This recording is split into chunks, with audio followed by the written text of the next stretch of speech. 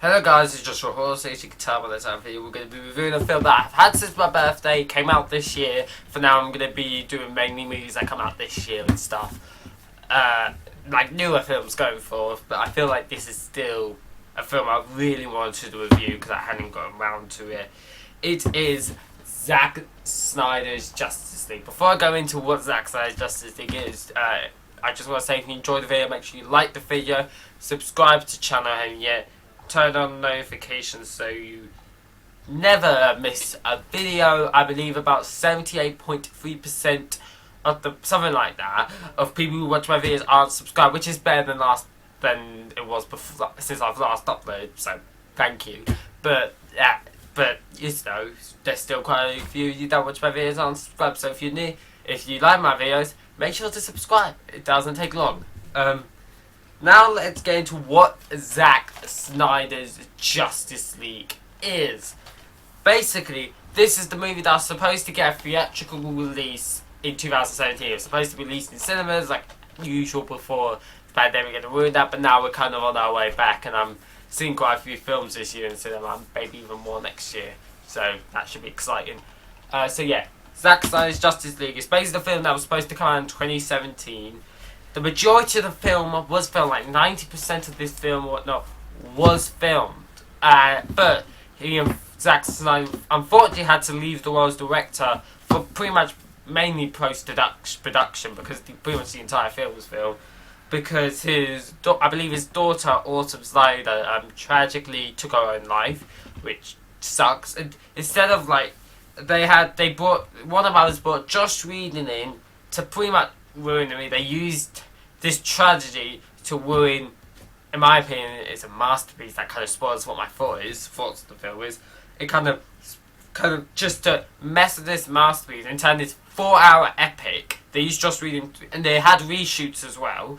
They turned this 4-hour epic and squished the plot into just under 2 hours, and they had reshoots, and they did reshoots. They put in Josh Whedon comedy, which a lot of it really isn't that good in the film. I didn't really like any of the comedy in the film.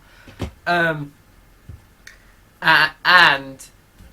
they just squished them all. They made Turbo and Superman, because Clark Kent, Henry Cavill, who plays Superman, had to keep a mustache for the reshoots. The original film is fine, like for shots for the original film, he's fine. But when they came for the reshoots, he had to keep his moustache because he was doing another film. So they had to CGI the moustache off.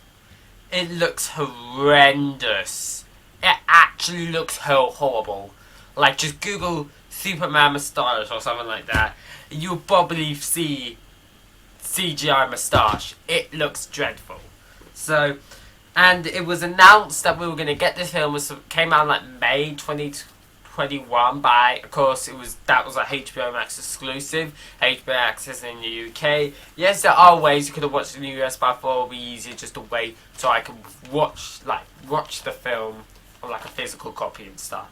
So yeah, we finally get to see what Zack Snyder's vision was for this 4-hour epic. Plus, might just add, them using Joss Whedon has kind of changed the film. Again, this was kind of distasteful because although I don't believe we knew at the time why he left, Warner Brothers did. Instead of keeping the film it is, postponing it, because I think people would much rather the film get postponed than like a bad film. They're like, no, we're going to keep doing it, and they used it to pretty much ruin his film. I think that's a bit distasteful if you ask me. But yeah, now that I've explained what Zack Snyder's Justice League is, Zack Snyder's the director. Now, he actually does get director's credit in the last film, but that isn't his film. So now I've explained what Zack Snyder's Justice League is, we can get a review. Let's start with the good. Man, this film is good. Like, everything about this cut of the movie, everything about this version of the movie is better than the theatrical release we got in 2017. In every single way.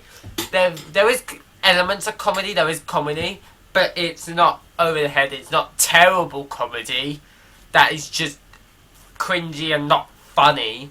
I'm looking at you, what is brunch scene? Like, there's...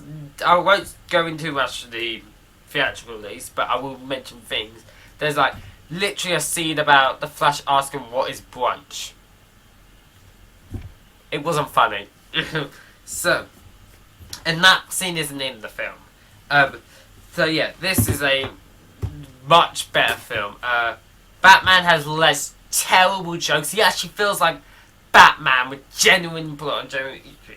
He does not feel like Batman in Justice League. He acts nowhere near Batman, this dark, brooding character. And he feels like he acts completely different than the last two films. Batman genuinely has a goal in terms of why he wants to build his team together. And he says, basically, without spoiling Batman v Superman, he feels guilty about what happened in that film. And he basically feels so guilty about driving everyone apart. He wants to burn them together. He wants to put them together. And at the time of that film, he doesn't know about the world invasion, and that's why I put it in. No, because he just wants to bring people together because he spent so long pushing people away. That's interesting. That's interesting. And this was kind of implied in the theatrical release, but it was nowhere near touched upon. Wonder Woman, she, like in the theatrical release, didn't get a lot of like character development, which I think is understandable because even when this film's supposed to come out, we would have just had her origin story, so there wasn't a need for her. But she's better in this film. She's like incredible. She's like just incredible badass. None of the action in the theatrical release is really any good. There is some really good, awesome action sequences. Superman is so much cooler, so much of a badass with a cool black suit. Like, it's incredible. Like, everything about it. The way he just comes across some scenes. Like, my favourite scene is him kind of like shooting into the sky, not to spoil anything. If you know the scene, if you've seen the movie, you know what I'm talking about. That's like my favourite scene, even though the CGI is a bit splodgy, but I can like deal with that. And he has a cool suit. He doesn't have a CGI face, which is always a plus. And the action's cooler, and he actually says cool stuff in the battle sequences. Like in the theatrical release is like, I'm a big fan. I believe in truth, and I'm a big fan of justice with that stupid CGI face and the punch, and it's just so. And he comes across it as a genuine like cool badass, and that's great. Aquaman, I feel like is pretty good in the film. I feel like he was quite decent in the other film. So yeah, they kind of expanded more on the land of Aquaman in this film and kind of set up that film that we get even better than the theatrical release did. So that was nice. The Flash is so much better in this film. Like, there were elements of the Flash in the theatrical release I liked, but they used him like he could be a more like awkward comedic guy. And because if you take the brunch scene out, a lot of his scenes aren't really that bad in terms of comedy. But the biggest problem in the theatrical release is that he did nothing heroic. Like, his biggest heroic moment is pushing a car. That's all I say. Pushing a car. As in this film, they give him more of an art that was kind of briefly touched upon in the last film, but they give him a little bit more to kind of work with in terms of his character. And he generally, I'm not being serious, is the reason he is super important into the superheroes saving the day at the end of the film. I won't spoil anything else, but like, he is literally probably the most important part of it in terms of saving the day. Like, it's incredible, like, what they did with him. Cyborg is so much better in this film. Like, in the theatrical release, he was done dirty. Like, I've got to be honest, he was done horrifically bad. But in this film, he's so good. Like, he genuinely... I can see why the actor was really angry with the theatrical release, because it was, in this Zack Snyder's version, he was just so brilliant. Like, it's generally brilliant. You see his stories, his struggles, thinking he's broken. Like, It's generally brilliant, and this was briefly touched upon, but they nowhere near fleshed out him as they did in this film, to the point where he kind of becomes the heart of the film, if you think about it. He's one of the biggest, like, human struggle, and he's a human cyborg.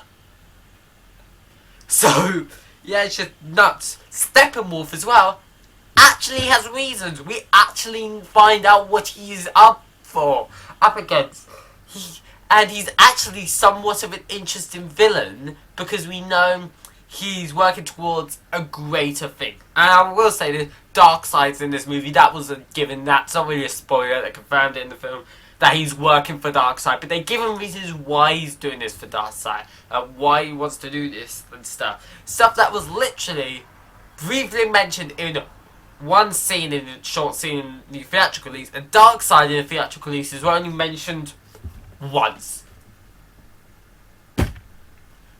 I'm baffled. Every time I watch this film, I watch the theatrical release, I'm just baffled about how Joss Whedon, the man who directed the first two Avengers films, thought that stuff was better.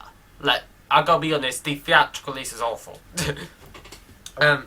And he used, and I think the big problem with the theatrical release is that he tried to make it a fun little Marvel film, but that isn't what DC is. Especially these characters, they're a bit darker, and they need a darker film. They don't need stupid comedy. It's unrealistic.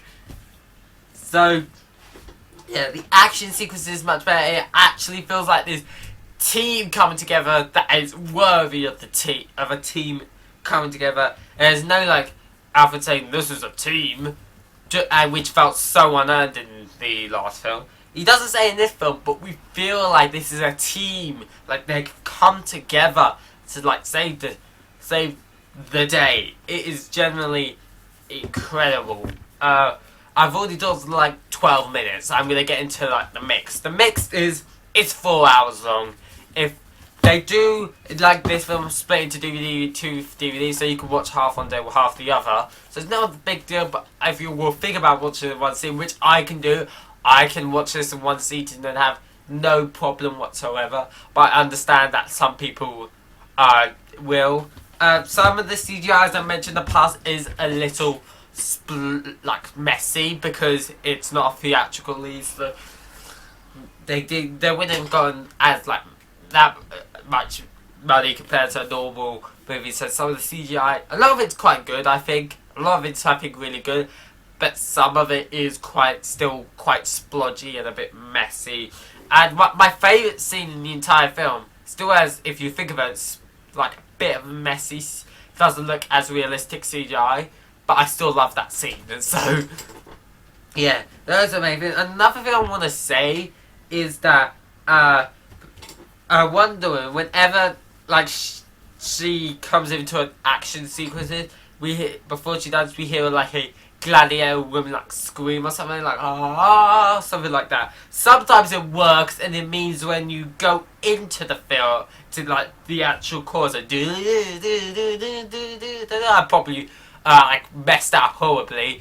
It adds to it and makes it so much cooler. But sometimes it feels unnecessary, and if you cut that part out, it would have made it even better. So some scenes I liked it, some scenes I didn't like it, and yeah, that's kind of what I had to say. Another mixed thing is like, this depends whether we're getting more stuff from Zack Snyder's universe or not, which is why I put in the mix. But I tease a lot of kind of stuff to come, especially in the main theatrical release, the other films, and like the epilogue. It is they tease a lot of stuff like to come, quite a few really interesting stuff that I genuinely want to see happen. I'm genuinely being serious, so I hope they actually touch more on it. There are rumors that they might bring back the Snyderverse, because to be honest, you could either do it as one thing, you can have it be a HBO Max exclusive like film series that isn't necessarily canon. You have the Flash movie Flashpoint coming out, which is the multiverse, so you can tie it in there. All you can say is that the theatrical release of Justice League no longer canon, so is this, because this movie really doesn't contradict any of the superhero movies that came after Justice League, apart from maybe Shazam at the end of Shazam, because we don't see Superman's face, but we see Superman's body with the red suit.